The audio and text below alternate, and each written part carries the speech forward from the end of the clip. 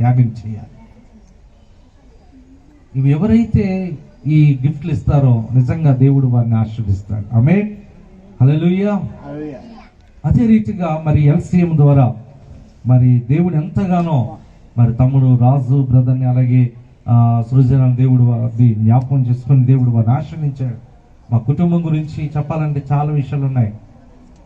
దేవుని యొక్క మహాకృపను బట్టి మరి రాజు బ్రదర్ ఎంతో కష్టపడ్డాడు.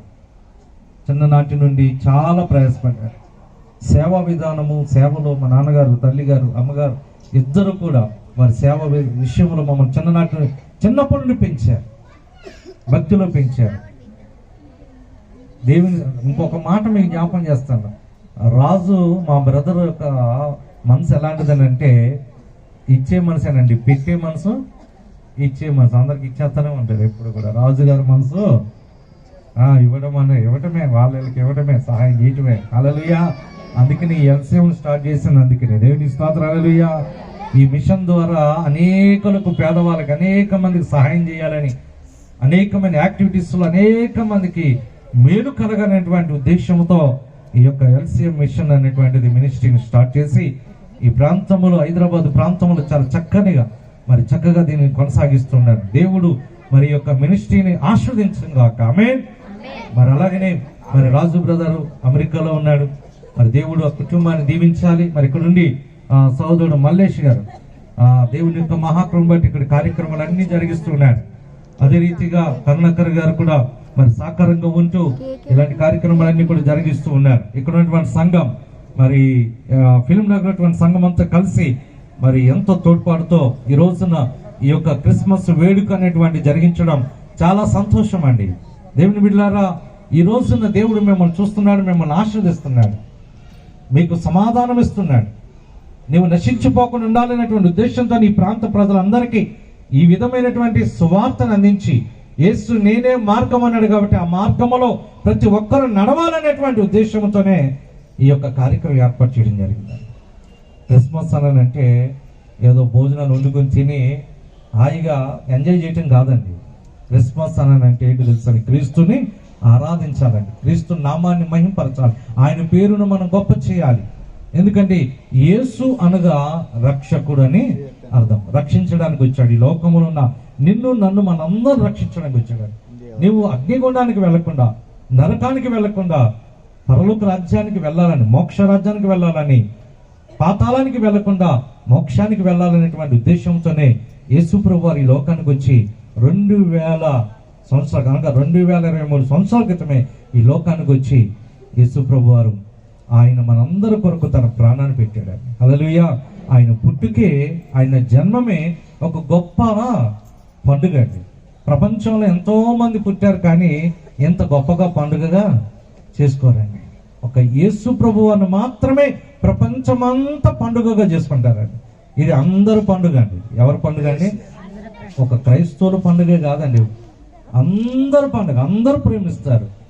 ముస్లిమ్స్ ప్రేమిస్తారు, అలాగనే అన్యజనులు అనగా హిందువులు కూడా మరి ఈ యొక్క క్రిస్మస్ అంటే చాలా ఇష్టపడతారండి. ఇందాక వచ్చారు చాలా మంది వచ్చి ఆ యొక్క క్రిస్మస్ గురించి చెప్పుకుంటూ వచ్చారు, యేసు ప్రభు గురించి చెప్పుకొని వచ్చారు. ఎందుకు ప్రేమిస్తున్నారు? ఎందుకు యేసు ప్రభు అంటే ఇష్టం కలిగి ఉన్నారంటే ఆయనలో ఏ పాపము లేదు. మీకు జ్ఞాపకం చేస్తాను, ఆయనలో ఏ పాపం లేదు. ఆయన నీతిమంతుడు, ఆయనలో పాపము లేదు. ఈ భూమి మీద పుట్టినటువంటి ప్రతి మనుష్యుడు పాపంలో పుట్టాడు. పాపం వల్లనే మరణం వచ్చిందండి. అదే పాపం లేకపోతే మరణం వచ్చేది కాదు. పాపం చేయటం వల్లనే మరణం వచ్చింది. మొట్టమొదటి యొక్క మానవులైనటువంటి ఆదాము అవ్వాలనేటువంటి ఆది మానవులు వారు చేసినటువంటి ఆజ్ఞ అతిక్రమించిన వారి పాపాన్ని బట్టే ఈ లోకంలో మరణం అనేది వచ్చింది. కాబట్టి ఆ మరణం అనేటువంటిది ఎక్కడ తీసుకెళ్తుందో మనిషిని అంటే, మనలో ఏంటంటే ఇది శరీరం, ఇది మట్టి, కానీ లోపల ఉన్నటువంటిది ఆత్మ, పరమాత్ముడు లోపల ఉన్నాడు మనలో. ఈ యొక్క మట్టి దేహం మనం మరణించిన తర్వాత ఈ శరీరము ఎక్కడికి వెళ్ళిపోతుంది తెలుసా? మట్టిలోకి వెళ్ళిపోతుంది, మట్టిలో కలిసిపోతుంది. కానీ లోపల ఉన్నటువంటి పరమాత్ముడికి మరణము లేదు, ఆత్మకు మరణము లేదు, చావు లేదు. ఈ యొక్క ఆత్మ అనేటువంటిది ఎక్కడికి వెళ్ళాలి? వెళితే స్వర్గానికన్నా వెళ్ళాలి, లేకపోతే పాతాళానికన్నా వెళ్ళాలి.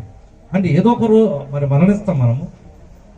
ఈ యొక్క ఆత్మ అనేటువంటిది ఈ భూమి మీద యేసు ప్రభు వారిని నిజ రక్షకుడిగా అంగీకరిస్తే, ఆయన మార్గములో మంచి మార్గములో నడవగలిగితే, ఈ యొక్క మనం మరణించిన తర్వాత మనలో ఆత్మ అనేటువంటిది స్వర్గానికి వెళ్తుందండి, అనగా పరలోకానికి వెళ్తుంది, నిత్యరాజ్యానికి వెళ్తుంది.